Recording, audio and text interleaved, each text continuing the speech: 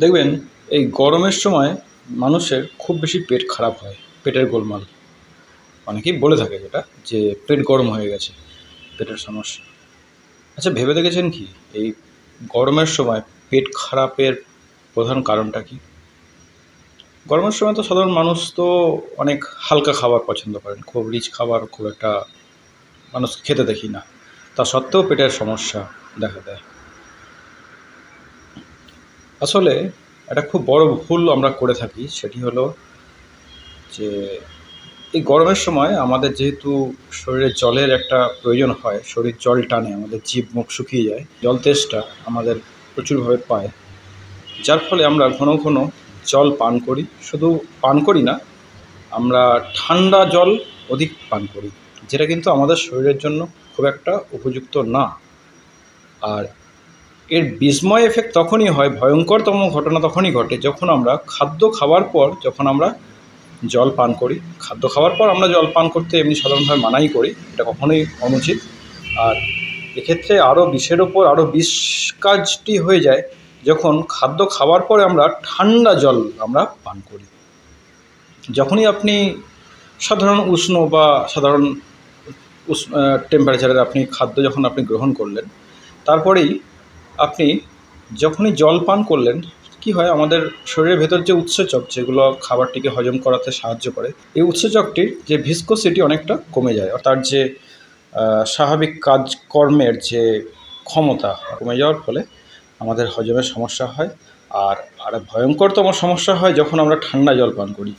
ঠান্ডা জল পান করলে কি হয়, যে ঠান্ডা জল পান করার সাথে সাথে আমাদের যে উৎসেচকের তার ভিসকোসিটি কমে তো যায়ই, পাশাপাশি আমাদের যে ব্লাড, আমাদের গোটা শরীরের টেম্পারেচারকে কন্ট্রোল রাখে।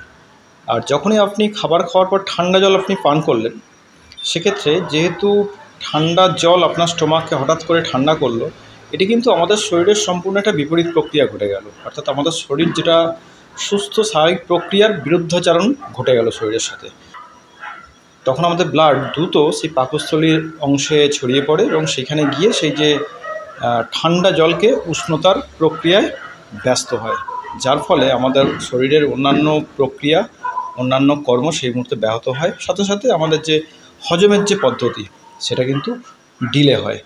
আর এর সাথে সাথে ডিলে হলে যেটা আরও ঘটনা ঘটতে পারে, যে যত বেশি খাদ্য হজমে ডিলে হবে, সেখানে আরও পচন জাতীয় প্রক্রিয়া অনেক কিছু শুরু হয়ে গিয়ে থাকে।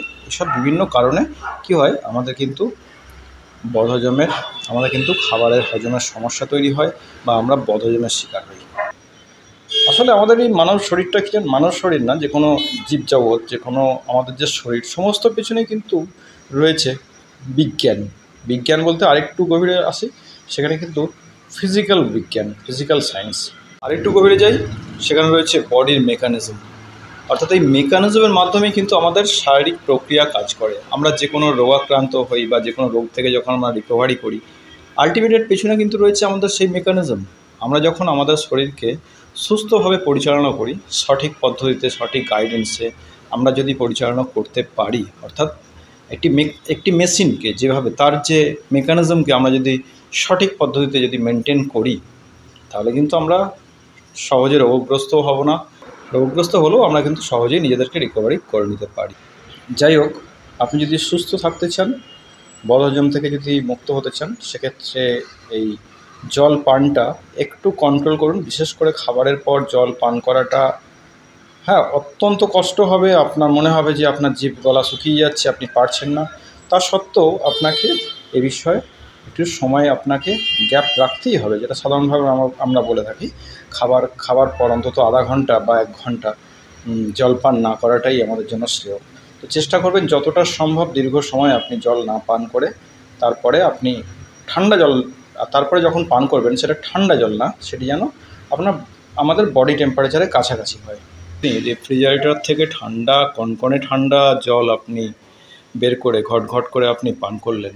এক্ষেত্রে দেখুন, যদি নিজের উপরে এইটুকু কন্ট্রোল না রাখতে পারেন, তাহলে আপনার বাকি নিজেকে সুস্থ রাখবেন কীভাবে? নিজেকে আপনি যে একজন মানুষ মনে করেন, আপনি যদি ছোটোখাটো মানব জীবনের একটা বৈশিষ্ট্য হচ্ছে সমস্ত বিষয়ে নিজেকে কন্ট্রোল করা। যে যত বেশি কন্ট্রোল করতে পারে সে তত ম্যাচিওর, সুস্থ, স্বাভাবিক।